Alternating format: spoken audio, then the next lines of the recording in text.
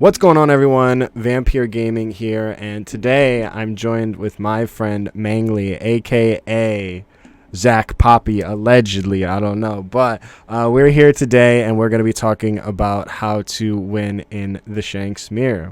Welcome, Mangley. Hi, so glad to be back, man. Dude, I'm excited to have you. Obviously, for those unfamiliar, I played Mangley round 8. We were both 7-0, and then I lost. He stole all my power, went on to win the entire Treasure Cup, and then since then we've both had really solid results continuing to play Shanks. And I think in like actual Treasure Cups, well, I just lost to Shanks Mirror, and we can talk about that, but I've been overall winning way more Shanks Mirror since then, so shout out Mangley for that. But yeah, so we're going to go ahead and we're going to talk about some of the key cards that you're going to want to see, like when it comes to your mulligan and just overall when going to your curves.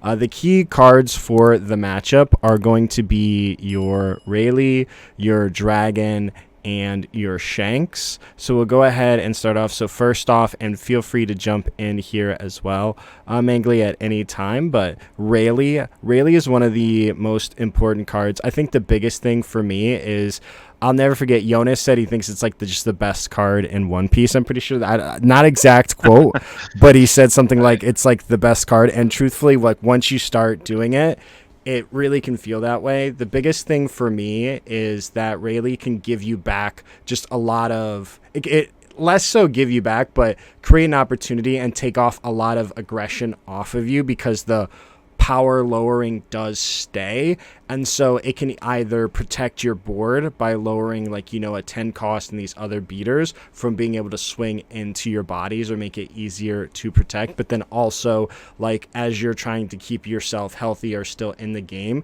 you can weaken their characters. So like Dragon becomes a 6k, which is actually a dramatic difference, and then if you have a 10 drop, it's minus 4k, minus 3k essentially. Yeah, it really is just like you said. I think Jonas at the point there. It's just a busted card. The more you play with it, the more it makes less sense. The fact that it has like 3 effects that are divided in 3 as well, because a lot of people don't know, but like you can minus the 2 things, but you can also kill something that you did not minus. So you can kill something that just meets the requirement of being 3000 power or less. So against Dofi, against a lot of decks, it's really good. But in the mirror, what it's really good at is, for me personally, I think it's good to play after your first big body. So let's say I play Dragon on 8, and then I don't have the 10 drop, I don't have a window of opportunity there, and I have a Rayleigh. Rayleigh is really good in that sense in the mirror to buy back the board, like with that, once you have a bigger body established. So usually I prefer to play my Rayleighs, not even on curve most of the time. I just play them after I play my Shanks, after I play my Dragon, because then I can fight for boards so easily and ask them for either so many cards or, test their end. Depending, I can see if they have the cards, if they don't have counter. But yeah, Rayleigh is just so good. In the mirror especially, it makes a world of difference. Absolutely. And to your point again, like you're saying, to buy back the board, my favorite play is, and I think this goes for many matchups, but especially in the mirror, like once you have your threats established, it's kind of like a battle. Like if you can clear theirs, you're going to win because it's so much harder because you're establishing only 1 threat per turn pretty much every turn. So if you can clear 2, they will never be able to like regain that value. But once they've turned their character sideways, then you play a Rayleigh and minus them. It goes so far when if you have any sort of established board, and then you can just completely take theirs or take all those cards in hand and force them down, so that way when you go for lethal, it's math's a lot easier. But yeah, my Yeah. favorite is like once they've tapped cards and then minusing it, and then of course if you can KO something, fantastic, but if not, I'm just swinging into it. It's a lot harder in Shanks because pretty much the only card you can KO with Rayleigh is going to be their 5 curve play, and or if they have like an Otama, then they can get something a little bit bigger, like the 8 case, like our Rayleigh. They can go, you play Rayleigh on 8, your opponent's probably going Otama Rayleigh is ideal because then they get to remove your Rayleigh, and then they have that and things like Yeah. that. But yeah, really good card in the mirror, and then also dragon. So, and we'll talk about this with like going first for a second, but dragon, Yeah. if you hit dragon on curve and your opponent doesn't, you're up so much just because this card generates so much aggro all at once, especially if like your 6 curve or 5 curve like stuck in, if you're going first, you're 5, you're 7, then you go, next thing you know, you're going 6, 7, 7, 9. It costs you a Yeah, lot of that's cards. yeah, it's just so good. And Dragon, like, I think that is really good on curve, but there's also like a power threshold where like you reach, since he's 9,000, he's kind of invulnerable to certain lines, which makes him really, really sticky in the matchup. So unless like someone like plays a 10 cost Shanks or something bigger over it and tries to swing into it, like people are gonna have a hard time just removing it with combos. So like they can't Otama Beckman it, they can't Otama Newgate it. Like it's just 9,000 powers makes it really sticky. So it won't get removed by any like combo of cards. So that is really important. And also, like you said, I think we're going to go over this later on, but he does play a big role into going first and going second, and I think it's one of the most important cards just all around. Even like if you're going first or second, he's just essential, and that's why I like to play it at 4 usually in my lists, because I think he's just that good. Yeah, totally. I think it's funny because I play 3 just because when I played 4, I was seeing 3 dragon in my hand, and I'm like, like I'm okay with seeing 0 dragon versus me seeing 3, because there's been last Treasure Cup, there was a lot of instances where I was just like 5 cards bricked up, and I'm like, whoo, like and I play 16 2K, so like it happens. But yeah, I think 4, Yeah, I that's Shanks. understand it. Yeah, right. That's the Shanks dilemma. I mean, your deck is as good as you see your draws, and I mean, sometimes you're lucky and you see the good parts of your deck at the right time, and sometimes you just brick. I mean, at Nats, I lost one of my first game, and that's that I lost on round 4 against Adofi. I mulliganed an unplayable hand, and I opened into 3 dragons, a pop Shanks when I was playing it, and a red hawk, and I was going first, so I wanted to cry a little bit. I'm gonna be honest, but like, yeah, it seems when you play it at 4, you see him too often a little bit from time to time. But I just there's so many matchups where I'm like, if I see this card, it helps me so much. It being the mirror in this instance, where I feel like he's really, really strong. Absolutely. No, actually, you know what? Let's go ahead and talk about the 10 drop pop one. I actually think so. Like, I don't think it necessarily like needs to be ran. I think a lot of people have moved away from it, Yeah. but I do think it is incredibly powerful, specifically in the mirror when you're going second, because they're going to establish either Dragon or Rayleigh, but then you get to establish that 12k threat, remove whatever your opponent just played, and then you're not turning a card sideways. So once they It's play insane. like once they play their 10 drop Shanks, if you really wanted to, you can just go 22 at it, and then you're going to remove it. And yeah. It's a weird, like, it's really, really niche in the mirror where, like, you play it on going second on curve, and if you can eat their dragon or their Rayleigh, like, there's nothing the opposing Shank can actually do to buy back the tempo you just got there. So it's just, it's really, really good. There's also some, like, situations where I myself going first, I've been able to use it, but it does require you setting up a Hongo beforehand, and so Hongo has to be there, and you can sometimes buy back the other Shanks 10 cost, the rush one that we have on screen there, with your pop Shanks, but it requires setup and it's not optimal sometimes. But yeah, going second, it's really good. And also, it was just for me, when I played it, it was really good against a lot of other decks. So Bonnie, it's really good against, it was really good for me against Black for some reason. Against Black, they establish a Jack. Like, sometimes it's just so good to just play this, remove anything that will either like KO my board, so Jack, or just killing a Moria.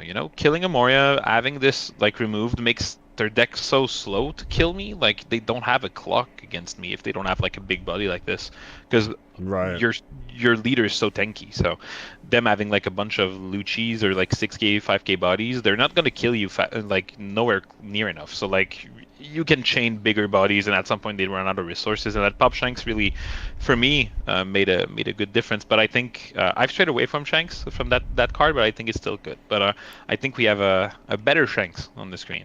Yeah, the yeah, one yeah. that's So not. actually, and so what's interesting, so I'm going to say something really bold right now, and I'm sure a lot of people, this is going to give me a couple of thumbs down, but I really stand by it, and I think it really shows. Obviously, it's crazy too. One, I think a lot of people play Shanks wrong. I know a lot of people play it like incorrectly, because like a lot of people see it and think it's super simple, like because it's like, oh, you just play on curve. But the thing about it is, and it's kind of like, it really is like a red Bonnie, but you can change how you're playing. You can play control, you can play for tempo, you can play for aggro, and all these different things, and you got to know like what position you're in and like how to set yourself up to win.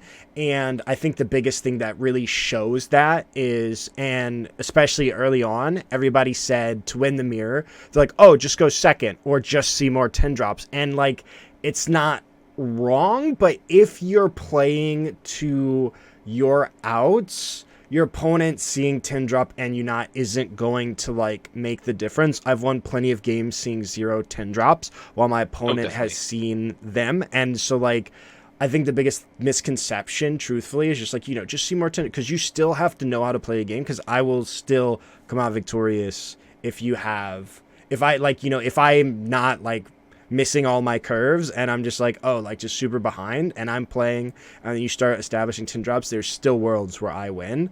And it happens more often than not, right?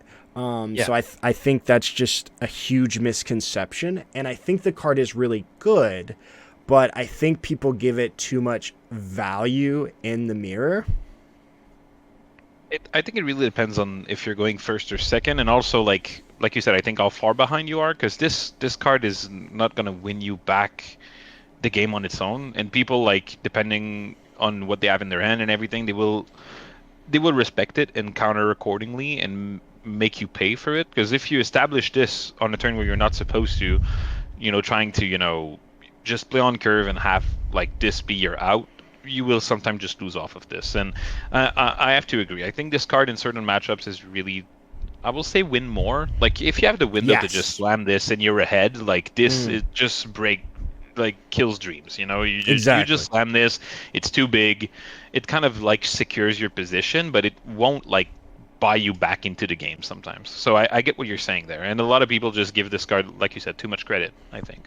Yeah, if I had a choice between seeing 2 Shanks and 2 Dragon, I would pick 2 Dragon every single day of the week. Oh yeah, Yeah, Dragon makes it gives you so much aggro potential. And exactly. once we're gonna go into like the going first portion, I think that's where Dragon shines, and he makes it be Yes. so hard for your opponent, especially if you play like the more curve out decks, more curve out like version of Shanks. If you see your curve and you're lucky with this, like having a Dragon on 9 Dawn is just insane. And if you can like Yes. back it up with good counters in your hand, it's just too hard. Like even if he's going second, he's not going to be able to like eat your dragon away, and then you just run out with the game most often than not, actually. So Exactly, yeah, exactly. I think 10 cost Shanks is really good. I have to give him credit. It will secure you games, but if you're behind already and you've not seen your curve, you will sometimes not be able to play it. So it's a really strong card, but it has its limits.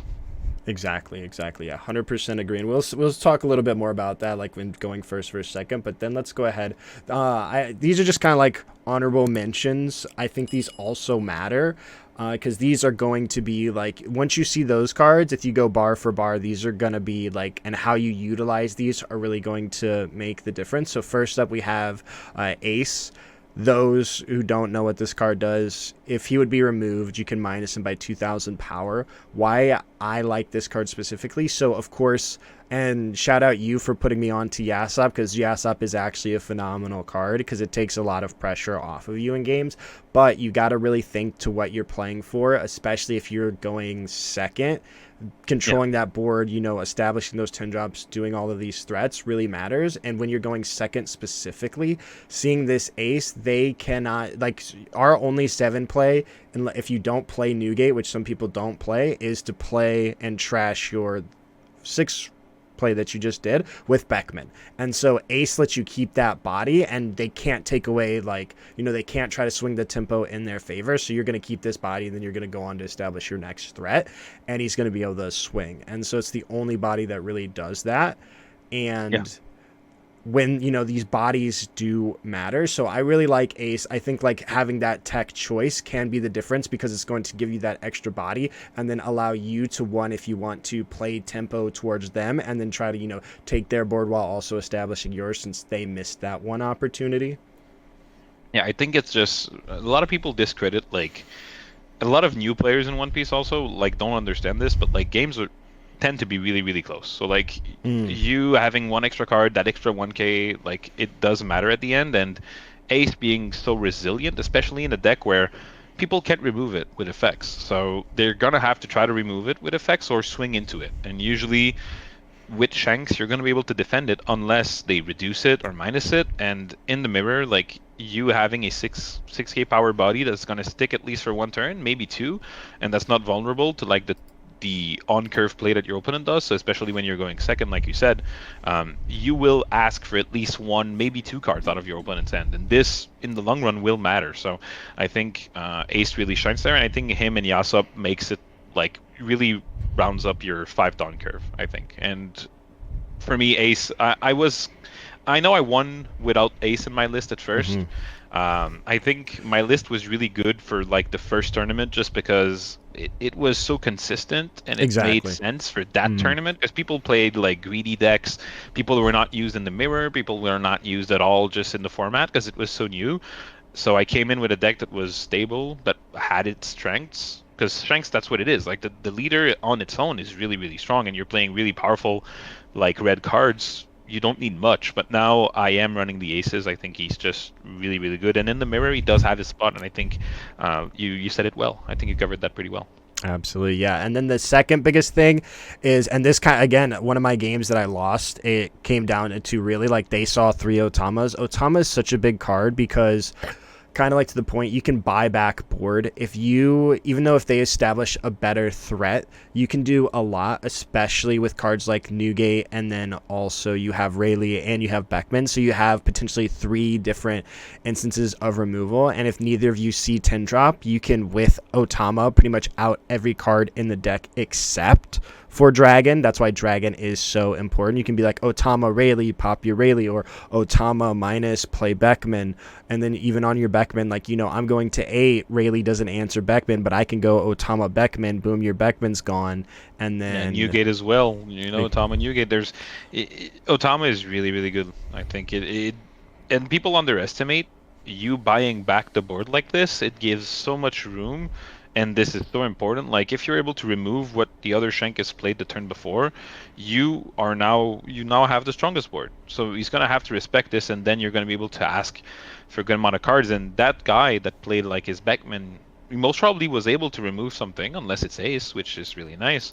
But like if he's not able to like kill anything and he's just playing his biggest body on the field, you removing this gives you so much tempo, and in those matchup it really matters a lot. Like it's gonna win you games actually, and I think Otama really does it there. I have to give a special mention to Ungo. I think a lot of people misuse this card a bunch. I think they don't value this card as much, but for as long as I've played Shanks, I think it shines in a ton of matchups.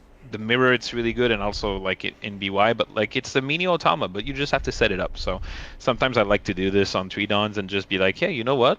I'm gonna scare you the whole game. I'm gonna have this, and you're gonna have to try to either like remove this with Rayleigh, like, which is not something you want to do, or otherwise I'm gonna always have a little tool up there that's gonna scare you away from your plays.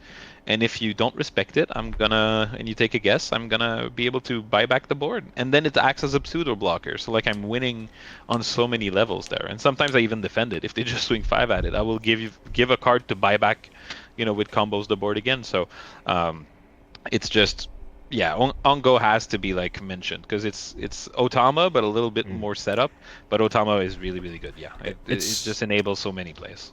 Yeah, it's also recurring Otama. I had a guy, and I want to say it was a mirror. He played Hongo. He protected it. I swung, I think, 6 at it, and he gave me 2 2Ks. And I was like, that's kind of what I wanted. But yeah, I mean, 2 2Ks might be too much. Yeah. I think. Yeah, people try to give you like the little, free 5K swing into it, thinking, in the mirror, like you won't really give it 2k for this. But if you swing me 5 into this and I can only give you 1 card, so you waste another attack into this, yeah, I think I'm doing it. So my life total stays like super high. I don't have to waste another card there. You wasted another swing, and then I can just keep on, depending on the game plan, my game plan going. And I think, yeah, I think Hongo being a, like I said, a pseudo blocker, it really makes it so. But Otama's strength really just comes from the fact that it's a 1 cost. I think Otama, though, is really going to shine into your going second curve, just because the plays are all with that, So you play this like alongside usually Beckman or Newgate to catch the other Beckman. It's really going to be great. And Newgate as well, like if you can eat the Newgate that they played on the turn before with Beckman and Otama, that just puts you so much ahead. So good. It shines on the second curve. And in first curve you have some windows, but I think going second, this card really, really helps you out. Exactly. Yeah. No. And yeah, to your point, we'll go ahead and move on to Newgate. I really like this card, one, because it's recurring removal, but it also, like, if you're going first, you play this on 7. If he sticks right, you get the partner at 1 with Yasop if you play him, and then you're moving a 6k, which is likely the curve that they just played. But then to boot, when you go to 8, or when you go to 9, you can play a Rayleigh, Newgate plus Rayleigh. This was my favorite combo. It's just insane. Yeah, because you're going to remove 2 bodies, and you can remove essentially a 6k and a 7, or you could just, commit it all to 1 and just weaken something else and remove an 8k. But yeah, it goes so far. And yeah, just the also you get that extra Dawn, which actually matters, because if you need to remove a blocker as well, so if you have 10 drop, this card can KO any blocker, you can play this, you get 1 Dawn back, so he's essentially a 6 cost, and you can remove that blocker and then proceed for lethal, because you don't really have anything great to remove it, right? And if they have something, outside of Lime Juice, who's pretty good, but again, you need Otama Lime Juice for most blockers. Newgate can be a great way to do that, but then also push for game. There's a lot of different options, but yeah, it's just so annoying. It's a really annoying card. I remember when I made the video with you and people were asking about my deck list. A lot of people were pointing at Newgate and be like, "Yeah, I don't like this card. I don't think it's good." Well, this card has been for me a consistent performer in my decks, and I think it just gives you so much flexibility, like you said. So giving the extra Dawn in the mirror, it's gonna make you ask for a card onto your opponent, unless they played Yasop or something on the turn prior, but you're still asking them for 1 card, which matters because you're always swinging 5s at each other, and they have the ability. This gives you 1 card for sure out of their hand. And yeah, for blockers or just combos with Rayleigh, this is just so good when you can actually land that. And let's not talk about the other matchups, but there's a lot of matchups where this card shines so hard, like Dofi especially.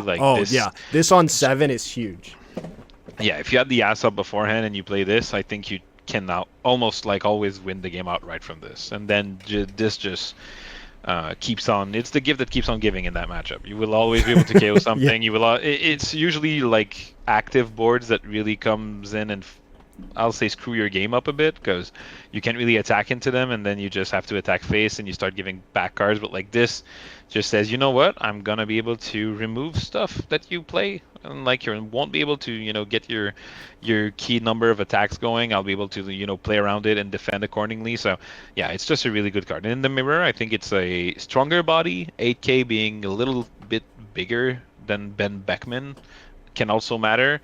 And just the Dawn, it gives you a better tempo swing. You asking for 1 card, like I said, people don't think it matters sometimes, but it's just so good to ask for 1 card early. It can matter in the long run. So yeah, Newgate is really good. It's really good, and I like the card so much. I will have to spend money on the SP, that's for sure. Oh man, that SP is gonna be so nice. It looks so good. But yeah, I'm gonna be I'm gonna be spending way too much money, I think, next set. But yeah, Newgate is really good. It'll be good. Cool. Yeah, let's go ahead and jump into, so first off, of course, going first, right? So, and then again, feel free to jump in. I think first off, the biggest thing is you need to decide, based off of how your cards go, what approach you're going to take, from your starting hand, and what you're looking for. I think, again, going back to Rayleigh and Dragon, if you see these in your hand, one time I was gonna mulligan, but I opted not to, going first, because I saw 2 Rayleigh and I was I would like Dragon a bit more. But when you can just win. If you play timely and you don't miss your curves, you can buy yourself a lot of time by playing Rayleighs, because that it's essentially minus 5k to their board and 5k worth of counter you need to have each turn. So it's in my head, it's a pseudo 5k every time you play him, which is a lot. You're playing one no counter card and you essentially get 5k worth of counter to be able to avoid these. And sometimes they won't even turn their board sideways because they know, you'll play a Rayleigh and then for little value on them swinging, and then you're going to swing into those bodies and things like that. So you can sometimes protect your board. Or like if you have dragon, like, you either need to hit your curves and control the board, or you need to go very aggressive. One game, I knew that I did not have the tools I needed to win, and I actually played like a Sanji out. I played a Sanji out and then used Sanji's ability and established a blocker, then found my way to a dragon. But all of that combined put an insane amount of pressure on my opponent, cost him a ton of cards in hand, and just continually like went aggro. So aggro, in my opinion, I think is one of the best ways to approach this. Like, we were talking about it, dragon puts a lot of pressure, especially if you hit your curves before, because you have a 5 and a 7. If any of those stuck, you can go like 7-7, 7-9 with the dragon, because you have that one extra Dawn on 9, which is an insane amount of swings. Oh, I just think like you said, I think you covered this well, but like going first, I think what really matters is seeing your curve, being able to play a 5. You can either Yasop or Ace is going to be good there on the going first curve, just because Yasop's going to give you a free attack, so you're asking for one card, and you're really resilient, so you don't have to spend any cards on that turn. Because if he wants to curve out and play a 5-drop, you have your leader ability, and you're at 6k base, so you're not losing a card at all, so you're safe for that turn. And then adding on 7 either Beckman to buy back the board or Newgate to like be able to swing a little bit taller and just have a good body on the field. Seeing your curve really matters there. And then like you said, I think dragon, having multiple dragons is really, really strong, but just having dragon on that spot and having good amount of counters in your hand, if you know how to use them, I think this is what going first is all about. It's being the aggressor in the matchup and forcing your opponent to respond to what you're doing. So he's gonna have to decide what to play on 8, what to play on 10, and how to go. And like sometimes their only plays is like, oh, I'm gonna play a 10 cost Shanks and swing into your board. But if the other guy has the counter, like you've still accomplished not much outside from getting cards out of their end, but they're coming back after this again. So and sometimes it's with their Shanks of their own and they're going face, and then you're slowly but surely not winning board much. So yeah, going first, it's all about a curve aggression.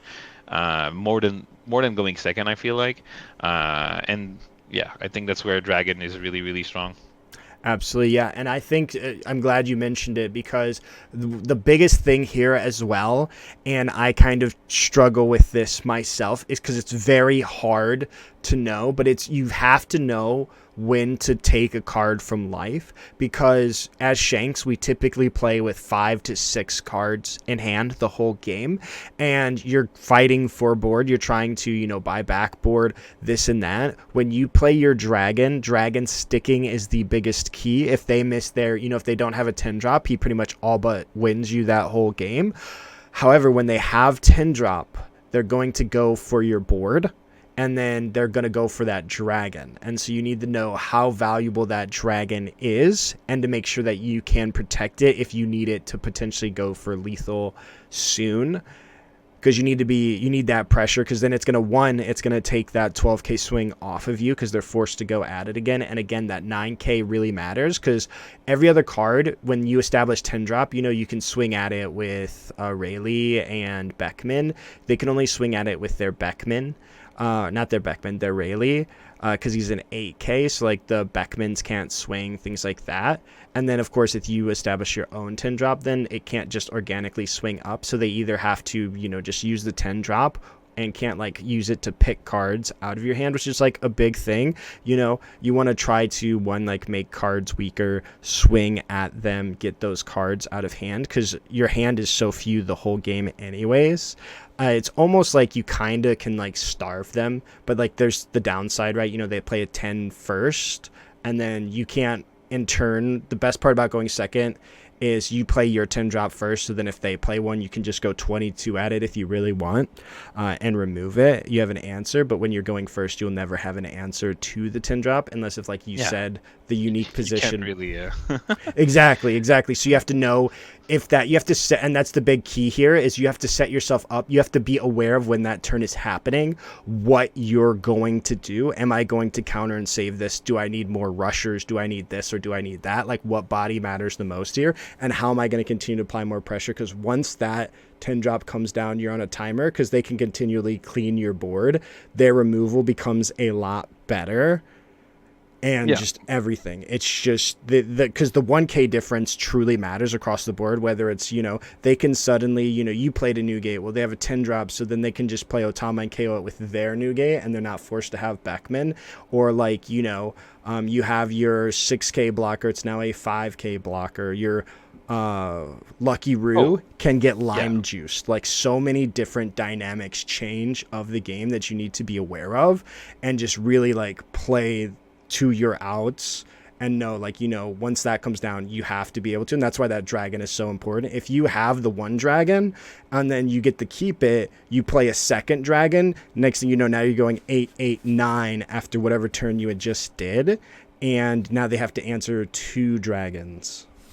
That's just like, that's just over, I think, at this point. Like, if you're like, what's your lines, and I mean, that's just basic One Piece, I guess. So you really have to acknowledge what you can and can't do, and you should know when you're playing competitively, at least, like, what's going to be their best turn and what can they do to, like, buy back board, or what they should be doing on their turn, like what's their best option. And if you can, like, plan accordingly, like for this, especially in the mirror, like, you will usually come out ahead. And like, if it, and that's like, I think, like you said, I think it's just basic stuff. But if they don't, like, play a 10 drop on their 10 on turn, like, you will know that either they don't have it, or they just don't think it's going to be there. And I think that would be in the mirror. I think that would be a huge misplay. But, like, you have to, like, notice what they have and they don't have, and that's where you can pilot. I think this makes aggro be a little bit more difficult in One Piece than the other way around. But, like, if you're good at navigating those kind of situations and board states, I think going first, you will see that being the aggressor yields you more success than just trying to fight board all the time. You're gonna have to buy tempo and go face at some point, because if you're fighting board while going first, you're always gonna be at a, like, disadvantage usually, unless there's some key turns where you're like, okay, I'm not bringing him low enough to, like, scare him, and I don't have a, like, good fight back play. Maybe I just slam my dons onto my thing and hit his board with this and ask for, like, 4 or 5 cards and see what he does. And this back and forth can go for a while. That's why I don't like the mirror that much, I'm gonna be honest. Nobody does. Yeah, no, like, this mirror is, I think it happens for every mirror in One Piece. I think the game is not deep enough so far that, like, mirrors feel not terrible, but, like, the Shanks mirror red mirrors were good. Red mirrors were like OG red mirrors were actually, like, really skill based. Yeah, I could see that, but, like, the Shanks one is just, it's a different... you play big potato dudes, and, like, it really comes down to, I won my game against you because I kind of bluffed you. I took, like, some weird swings, and I was like, my out to this is gonna, like, have him attack me and try to go for it, and you, like, I mean, the early format, you fell for it. Like, we're in round 8, we won the win, so I will say not lucky, but, like, I was happy that you were swinging my face, so my bait worked, and then I was able to fight back, like, and kill you. But, like, it's just a weird, like, matchup, I'll say. It's just, mirrors are not nice, and Shanks is amongst, like, the not nice mirrors. But yeah, going first, aggression, try to, like, know your place on the board, take the early swings if you don't have enough counter. I think that really matters as well. Like you said, I think you need the cards to fight, like, to save your board when you're going first, because for me, that's been my only out, because I do feel like going second is way more advantageous, like, in this matchup. And you going first, you need your counters, you need your cards, and you need to know what to keep up, what to play, and, keep the aggression. Usually that's how I'm able to close the mirrors. And I don't know if this happens to you a bunch, but, like, I feel like Shanks mirrors also never end on, like, those tense games where, like, someone's at both are at 0 life, and, you're fighting up to the last card. usually my mirrors, I end up either winning with 3 life and like 2 cards in hand, or just you know 2 cards and like people swing board. Like at some point, people going second, they just swing your board. So if you have the counters, you're like full life almost. You're at 3 or 4, and you're just full of cards and you're not doing much. And it seems like it's not that close, but like I don't know. It's a weird dynamic. But I do prefer going second. I think I don't know if you have anything else to say on the going first, but I think going second is a lot better and a lot simpler also. It is, because your curves are easy. Like what you do, it's very mapped out. Like your early and mid game. I One thing too that I personally like, and I think a lot of people completely underrate, is like if I sometimes I have like Roger, or even if it's like another 10 drop, and if I have like a dragon, I like the question is, do I lose? If they like, what it puts playing a 10 drop, even though your opponent just played a 10 drop, is still really good in some instances, because I'll play it with the sole purpose, and I'm going like 5 at life or 5 at whatever, and then I'll go like 12. But the biggest thing is they have two choices. Then they can all in swing and waste a turn, and you essentially buy a turn. Especially if you've taken turns trading and controlling the board, you can buy yourself a whole nother turn, and then you can set up more threats and like go at their face again. And it was essentially like a free face shot while also being a blocker. So it's like take 1 life, block and attack. And or if they leave it stick, you can slowly try to like win back, or like even go back at theirs if they don't have a blocker and remove that. I think one of the games I played, my biggest mistake was we both had 10 drops, and I heavily considered, like, they didn't go at mine, but I was in a decent enough spot to go at theirs, and they didn't have any follow-up, and then I could have just become the dominant force, but instead we were like fighting super aggressively, because that minus 1k goes so far, especially when we're playing these 7 and 6 bodies, so there's 6 and 5 now, and you get the free 5 block. It's such a nasty thing. But sometimes I very much enjoy playing out the 10 if I'm at like 3 life on once I go to 10, and then just swinging at the face, or even clearing a body, because then they're forced to go at it or let me keep it, and then if they let me keep it that turn, he's probably sticking the whole game. Yeah, and I think that's where like recognizing what your like opponent has in hand really shines, and that's where like I think it's Impact that said this in his masterclass, but just as a whole, like Shanks as a deck, just it's a one-piece basics deck. It's fundamentals at its core, and like you just have to recognize what people have in their end. Try to get as much information as you can. Sometimes you're gonna swing a 6, and they're not gonna counter out of it. Sometimes you swing like a little bit like bigger into their body, and they're not defending it. Like a lot of intel can be like given into a game just with your swings and stuff. And I think, like you said, if you play a 10 drop and their only out is to swing into it, if you're able to defend this, you just win.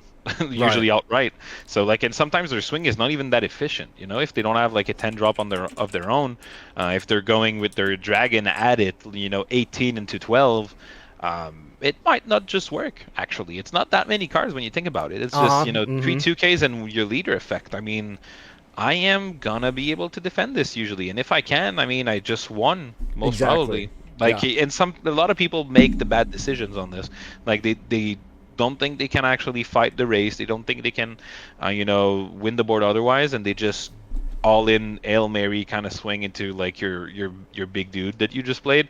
And like I said, if you can counter this, I think you just win outright usually, because it's too much tempo. Like their whole game plan revolves around your big dude leaving the field, and if it just sticks, I mean, they wasted a whole turn, and they're losing an extra life on the next. And if you have the other one, if it's a dragon or any other big drop, it's just GG usually at this point. So exactly. No, I think you that was a good point. Dude, you make great points too. Yeah, I mean, it's just you got to know how to get the most value and how to like not lose value. You need to retain what you can. It's just really hard. But let's go ahead. What's their win con too? Like, how can they win the game, and how can I win mine? And if you stick to this, I mean, Shanks is going to reward you because it's a simple deck. It's not that hard, but I think it, like I said, covers the basics, and it really makes the fundamentals shine, I think. I would agree. Now, the lesser important one, right? Like, we could go on, because first is so complex. Going second, all you have to do is play more 10 drops and you win. No. No, no, that would be leading the people in the wrong direction. I think there's okay, like let's be honest. If this is a joke, like there's some like truth to this, I guess. The 10 drops are really, really better when you're like they're really good when you're going second, just because it's just so easy to play. And if you have the good cards in your hand at that time, you're never gonna really like get punished by playing a 10 drop. Like it's not gonna happen if you have the good counters in your hand. Like I said, if they try to swing back into it and they can't really deal with it, you're not gonna lose it. And also, there's kind of a dynamic when you're going second where you always have a better time answering their board. You know, you have like I said it early, like you have the combos with Otama that we highlighted a little bit prior to this. Like you always have that extra Dawn because your curves cost 7. You always have that 1 Dawn extra that you can do stuff with. Like that really helps. You're the first to play a Rayleigh, so that also helps. Or the first to play a Dragon in some cases, depending. Dragon on 8 is really, really tough. But like they can't really answer back into your bigger dudes. Like you have that advantage going second. And I mean, even if they play their 10 drop of their own, um, they're never gonna swing into yours. Like they just can't. It's just such a loss of tempo. Like if it sticks or if you can defend it, they just did nothing. So going second is just less of a headache. I'll say it like this. It is. It is. And I don't think I actually have said this, but the biggest thing for Shanks is, one, you need to curve out. Every single turn you need to play, you need to establish your curve. That is so important. That's why like Newgate has found a strong home there. That's why when you were playing 4, you know, it made sense because like you win more games when you hit all of your curves. It's a lot easier. And then that's the big opportunity in this matchup because if your opponent misses a curve and you curve into yours, even though like, you know, and it's a lot easier going second because going second, you have more 8 Dawn plays than you do 7 Dawn plays because every one of your 7 becomes an 8 Dawn play. But then you can also, again, you know, you can answer that Newgate with the Otama and the Beckman. You can answer their, you know, if they missed it, you can play your Rayleigh and just KO their board and you got a free Rayleigh right there just hanging out. And then they have to try to figure out a way to answer that threat. The biggest thing, and it's a lot easier going second, is like keeping your opponent's board clear until you start establishing your threats or applying pressure to your opponent through aggro because you cannot answer their board. And knowing when you're not going to be able to answer a threat, when to try to answer it on board, but then also knowing when to, you know, go for face because you have to put yourself in a position to be able to win. Yeah, exactly. And I mean, going second, it's just I think that's where like that's why it's such a common like discussion point. Like people just want to win the die roll. It just makes more sense curve wise. It just makes more sense in terms of like decision making. It's just a little bit easier. But I think going first when you see the right card and when you know what to do, you can. I think the matchup becomes a little bit like even it out. But like when you play against inexperienced players, and like I'm not throwing shades at everyone or flame at anyone. Like it's just you will. That's it. Locals. A lot of people in my local, especially, like I've like started to play Shanks after I won with it because they were like, "Oh, our Dude, homeboy everybody won a was TC." on your list. Yeah. A lot of people started playing Shanks, and then people locally, at least at my locals, like we have. I'll say a little bit above average locals. Sometimes it's 20 up to 30 people, like where I'm from. So we have a good amount of like players, but a lot of players just started like playing Shanks, but they were not used to the mirror. And even if they would like, they'd be like, oh, if I get second, it's just a free win, and then they would lose just because I know my position, I know what I need to do. Exactly. It just makes it so much easier. But like, yeah, going second definitely really, really strong, and your combos really gets to just perform so well with this. You can also like play some certain bodies that your opponent is just never going to have a chance to play, so like Lucky Roo and stuff like that, which makes like attacking so much awkward. Like sometimes if your opponent slams a Lucky Roo on 4, if you have Yasop, man, like if you're just going to lose it at some point for free, and the guy is going to get value. And I myself attacked with Lucky Rule more than once in the mirror. Like I just win with this. Like people like use it as a blocker all the time. Yeah, it's gonna block when you attack into it because I'm asking you for cards every turn. But yeah, you have like you have different curves that you're allowed to play because you're going second, and your opponent is not gonna have that luxury. So it's just in the mirror it makes it makes a good difference, I think. Exactly, yeah. And the deck, again, like, and with the upcoming Shanks deck, right? The biggest things I would love to see is one, a 9-drop, because, like, the 9 curve overall is, like, the weakest. Like, yes, you can play Yeah. Dragon, and he's absolutely the strongest, but then, again, there's a lot they can do. They play a 10-drop, they swing at it. If you don't have 2Ks worth of counter to save that in an efficient manner, it costs you a lot. But, like, I would love to see some form of, like, 9-drop removal, or even, Yeah. like, 9-drop rush, something 8 or 9-drop 9 that's would be nice. so nice because Yeah, like you don't have anything that's like searchable in those costs in the archetype. that too. Like That you too. playing like Uta sometimes you just miss out on your 8 drops and like right now like you said you have a hole at 9 where like you will need to put a bunch of like a ton of 8 drops into your deck to just fill that void. And if you don't see them, that's where you just lose usually. Like if on 8 Dawn I'm not playing either a dragon or a Rayleigh. And if on 9 Dawn I'm not playing one of my bigger dudes, my board state just becomes so much weaker. So like having an extra like 9 cost, 8 cost that's searchable in engine, then that like caters to the deck. I think that's what makes it saddened right now. It's like you have good red hair cards, but they're not synergistic enough. Like there's a lot of little things that I wish the starter deck is going to give us. I think just maybe being able to play with Red Force a little bit more, like Yeah, just dude. because the effect matters. Maybe like with the new support that we're gonna get.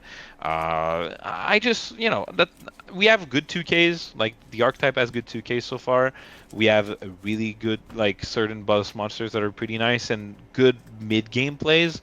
But late games is kind of lacking. We need to like play the dragons and the really like every like red deck. So hopefully they do think about this for the starter. I think the starter 21 though, depending on what the ban list looks like and what they do with it, I think Shanks could still be in a pretty decent spot for OP10 depending on what they do with the banning announcement. If they do end up hitting like a Dofi enough where we can play a little bit with the ST21 cards, I think Shanks can have a different vibe totally. And also, there's the new Shanks that we're gonna have in the regional packs. So it's gonna come up. That card's not good though. It's it's okay. close to being good. Yes. It's close to being good. Yes. So like, it being like it's really like we said it's playable going second. It is a like 6 curve play. Yeah, it's a 6 curve play. So going second is really really good with this, and then it enables like bigger plays. I think the part of the effect that makes it, I think, almost good for me is first of all it has a 1K counter on the side, so like that matters It's nice. actually. But the fact that it filters your hand, there's so many games where your hand is not what you want it to be, and filtering a card can help you out. So I wish Newgate. Yeah. I wish Newgate was like Jack. If Newgate was like Jack, I would Oh, play 4 bro. of. Absolutely, the card would be so good. Yeah, I mean the card is already, I think, really good, but it's not Jack level. Like, Like it doesn't like Jack is just there's too many words on this card. Newgate feels like they thought about what they were doing, and it's still, like I said, a card that I really like. I really enjoy this card, and I think it's really really good in the deck. And I think if they like cater to like your deck being kind of a control red deck and they give better support for this, like better reduction, better like static effects, that Newgate is just going to keep being really really good. But yeah, I think Shanks has a bright future all around. I think the starter deck really is going to be hit or miss. If they give it good support, I think it's going to be good. But I think, like I said, I think we saw it with one of your last videos, like the animal Shanks. There's a lot of shells you can play with this leader. So like it just really depends on what you want to bring and what you want to do in the meta. I think Shanks is always going to be a solid red leader, for that matter. So Yeah. Yeah. Yeah, I'll wrap it up there. Like when it comes to Shanks, red is such an okay. Like red has so many okay cards. Like it doesn't have anything like black does, where it's just reads busted and you're like, this card's a problem. But it has a bunch of really decent cards that are playable. But yeah, everyone, that's pretty much all the information as far as like, going first versus going second, how to approach those. I know I really appreciate you being here with me, Mangley. I know, spoilers, I heard he's looking to possibly get into content soon, so might be able to on the lookout for new content to enter actually, the space.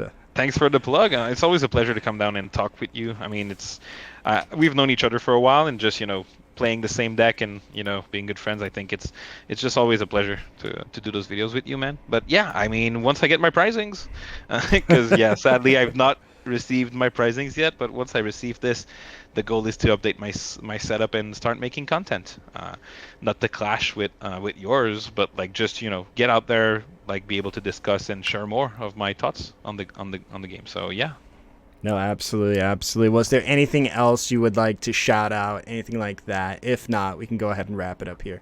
I mean, shout out to my crew from Quebec. You guys know each other. Like you guys know who you are. Shout out to the boys on the Discords in the community. I mean, One Piece is such a nice community. I really enjoy pretty much everyone in there. So thanks for making this possible, guys, and thank you for the invite, man. Always a pleasure. Absolutely, dude. Appreciate having you. All right, and everybody, if you found this content of value, if you could do me a favor, hit that subscribe button. It helps me out a lot, and I'll see you all in the next one.